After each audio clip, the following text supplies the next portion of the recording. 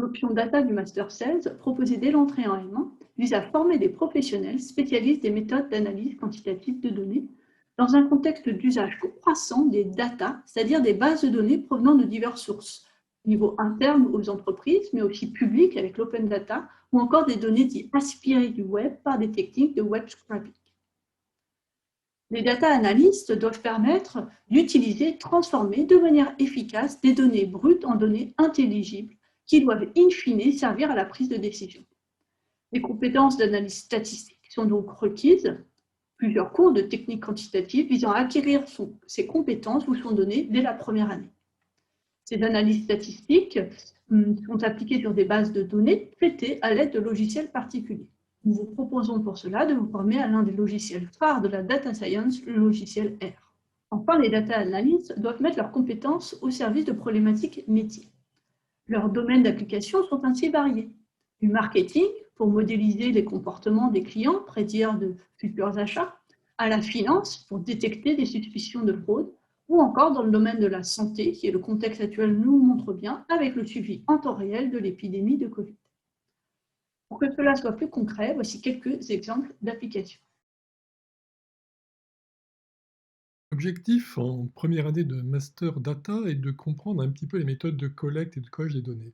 Et pour cela, il n'est pas indispensable de prendre forcément des données contemporaines. On pense même que c'est mieux de partir de données anciennes. On va prendre ici l'exemple de données qui sont issues de registres paroissiaux français du XVIIe-XVIIIe siècle. Après décollage de l'écriture, on voit que chaque acte correspond à un court texte qui décrit un baptême, un décès, et on peut coder de façon anonyme ce résultat. Un étudiant donc va choisir une paroisse, par exemple la paroisse d'Alonne.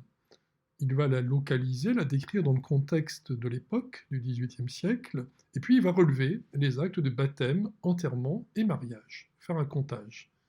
Il pourra ensuite établir des courbes d'évolution. Ces courbes d'évolution lui donneront la valeur moyenne du nombre de naissances, et en l'absence de recensement, il en déduira la population de la commune. Puis, il pourra suivre la divergence des courbes de naissance et décès, en déduire l'accroissement naturel. Et enfin, en dernière étape, confronter ces résultats aux travaux des historiens sur les crises démographiques. Grâce à ce travail, il aura abstrait le problème et il pourra ensuite transposer sur d'autres données contemporaines, Twitter, Facebook par exemple, les méthodes qu'il a acquises. Et cette abstraction est vraiment fondamentale et c'est l'une des marques de fabrique de notre formation.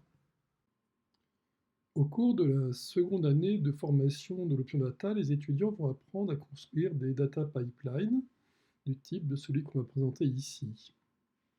Donc, soit l'objectif de construire un tableau de la puissance des pays du monde au fil du temps.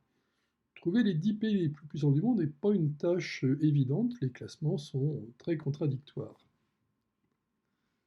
Le travail démarre par l'utilisation d'une API, donc l'API de la Banque mondiale. Donc les étudiants vont apprendre à collecter leurs données automatiquement avec un programme R. Ils vont se rendre compte que les données sont très imparfaites, incomplètes. Il y a des trous dans les séries chronologiques, puisqu'on là on cherche 30 ans de séries chronologiques. Donc ils vont introduire des programmes d'interpolation, d'extrapolation, rétropolation. Ça permet statistiquement de déduire un premier classement des pays en fonction de leur part du monde pour des critères de population, superficie, PIB, etc. Ensuite, on va utiliser une deuxième API pour aller télécharger un fond de carte des pays du monde, ce qui va montrer qu'il y a d'autres problèmes de codage, de reconnaissance des états, de liaison entre les objets géographiques et statistiques. Ensuite, on va développer des outils de visualisation avec Leaflet, Plotly, donc des outils interactifs avec des cartes cliquables, des graphiques cliquables. Et enfin, on va intégrer tout ceci dans une application Shiny interactive, donc qui sera un premier essai de dashboard.